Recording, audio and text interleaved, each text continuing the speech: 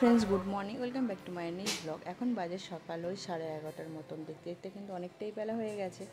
তো আজকে কি বলবো, এতটাই টায়ার্ড লাগছে, মনে হচ্ছে খালি ঘুমাই। তো কালকে মেয়ের তো বার্থডে ছিল, অনেক কাজকর্ম ছিল, তোমাদের সাথে সবই শেয়ার করেছি। তো সেই জন্য দেখো, আজকে হচ্ছে মহাসপ্তমী সকলকে জানাই অনেক অনেক শুভেচ্ছা। এদিকে দেখো, স্নানও হয়ে গেছে, নতুন নাইটিটাও পরে নিচ্ছি। হালকা করে ভাবছি একটুখানি সাজুগুজু করবো, কানের দুল পরবো, একটুখানি হার পরবো, কারণ পুজো বলে পুজো বলেই কথা, একটু সাজুগুজু তো করতে হয়। বাড়িতে থাকছি তো কী হয়েছে, তাহলে একটু সাজবো না? তো যাই হোক, এদিকে দেখো আমার হাতের মেহেন্দিটা দেখো কত সুন্দর কালার হয়েছে। কালকে তো আর টাইমই পাইনি দেখানোর জন্য, হাতে একটু দেখো শাঁখা পলাটাও কিন্তু করে নিয়েছি। তো যাই হোক, দেখতে দেখতে দেখো সপ্তমীও কিন্তু হয়ে গেল। পুজো আর 3টে দিন, তাহলেই পুজো শেষ। তো আমাদের এখানে প্রায় দ্বাদশীর দিন অবধি আমাদের পাড়াতে ঠাকুর থাকে, তারপর দ্বাদশীর দিন রাতে কিন্তু বিসর্জন হয়।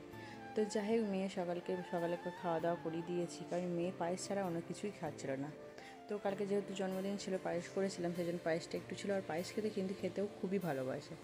তো যাই হোক, এখন ওকে দেখি স্নান করাবো, একটুখানি ঘর ঝাঁট দেবো, জল ভরবো, এসব কাজ টাজ করে তারপর একটুখানি নেল পলিশ করবো। তো চলো, ভিডিওটা তোমরা দেখতে থাকো, আশা করি খুব ভালো লাগবে। যতটুকু তোমাদের সাথে নয় ততটুকু কিন্তু শেয়ার করো। আজকে ভাবছি একটুখানি ঠাকুরও দেখতে যাবো, জানি না কী হবে। বৃষ্টি হলে সব কিন্তু ক্যান্সেল হয়। আমাদের বর্ধমানে কিন্তু যে বৃষ্টিটা হবে বলেছিল, এখন পর্যন্ত সেটা হয়নি, কিন্তু নবমী দশমীতে হওয়ার কথা আছে। তো মা দুর্গাকে বলছে যেন ঠাকুর এই কটা দিন যেন বৃষ্টি যেন না হয়, একটু সবাই মিলে একটুখানি আনন্দ করি, ঘুরতে যাই, কারণ এই কটা দিনই বাঙালিদের একটা অন্যরকম একটা জিনিস, তাই না বলো তোমরা? চলো, আবার পরে দেখা যাচ্ছে। এদিকে দেখো, দুপুরে রান্নাবান্না কিন্তু মায়ের হয়ে গেছে। এখানে দেখো ভাত করেছিল, তার সাথে এখানে দেখো শুক্তো করেছিল, ঘি কলা ভাজা, কালকের কিছু মাছ ছিল, আর কিছু মাছ ফ্রিজে ছিল, সেটাও কিন্তু আজকে মা রান্না করে নিয়েছে। কালকে যেহেতু অষ্টমী, নিরামিষ একদম, তো কিছু খাওয়া যাবে না, সেজন্য মা বললো আজকে যা আছে সমস্ত কিছু খেয়ে নে।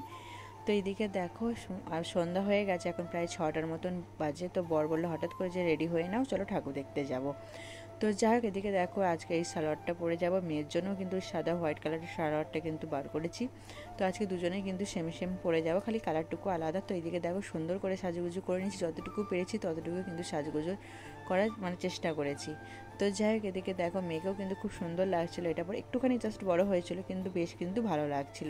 এই কাজটার জন্য এই চুড়িদারটা আমি ওর জন্য নিয়েছিলাম, বেশ কিন্তু ভালো লেগেছে। প্রথম আমাদের দেখো চলে এসেছে আমাদের উল্লাসের ওখানে প্রেম মন্দির দেখতে, এত সুন্দর করেছিল সত্যি। যেহেতু আমাদের দেখার সৌভাগ্য হয়নি, প্যান্ডেলের সাজে কিন্তু আমরা দেখে নিয়েছি। তারপর করেছিল জগন্নাথ মন্দির, এটাও কিন্তু খুব সুন্দর করেছিল, আর এত ভিড় তোমাদেরকে কি বলবো।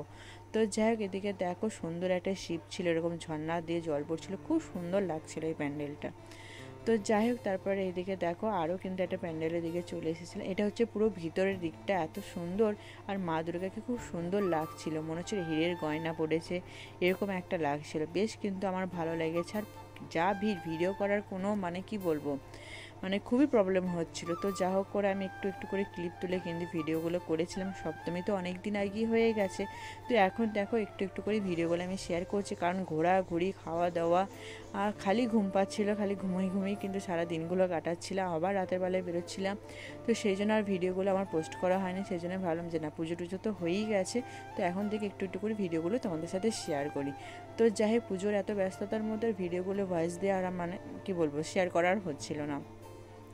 সব থেকে সুন্দর প্যান্ডেল দেখেছে, প্যান্ডেল হয়েছে আমাদের বর্ধমানে এই জায়গাটাই। দেখো, একদম কার্গিল যুদ্ধ করেছিল, পুরো কার্গিল যুদ্ধটা কীভাবে হয়েছিল সেটা কিন্তু এটা এখানে দেখিয়েছে। এত সুন্দর লাগছিল না, তোমাদেরকে কী বলবো, যেহেতু আমাদের সৌভাগ্য হয়নি এটা দেখার, তখন আমরা তো জন্মই হয়নি তো কার্গিল যুদ্ধ দেখার জন্য। তো যাই হোক, তারপরে দেখো এখন দেখেছি, এত সুন্দর লাগছিল না, কি বলবো তোমাদেরকে, খুব ভালো লাগছিল। তো যাই হোক, তো এইদিকে দেখো এই প্যান্ডেলটা একটা দেখেছিলাম, এই প্যান্ডেলটা আমার সব থেকে সুন্দর লেগেছে, যেহেতু যুদ্ধটা এখানে দেখানো হয়েছিল সেই জন্য।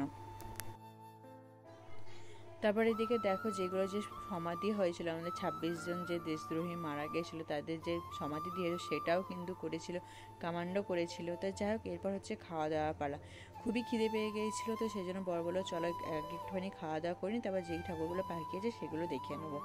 প্রথমে একদম কাটলেট খেয়ে নিয়েছিলাম, সেটা দেখানো হয়নি। তারপরে দেখে দেখো চলে এসেছিলো আমাদের কি বলবো, মালাই কুলচা এরকম একটা কিছু ছিল, তার সাথে এখানে ছিল তোমার ওই দো পেঁয়াজা, তার সাথে ছিল মেয়ের জন্য বিরিয়ানি। তো এইগুলোই ছিল, ভুলেই যাচ্ছে যে কি খাবার খেয়েছে, কারণ অনেক দিন তো হয়ে গেছে সেই জন্য।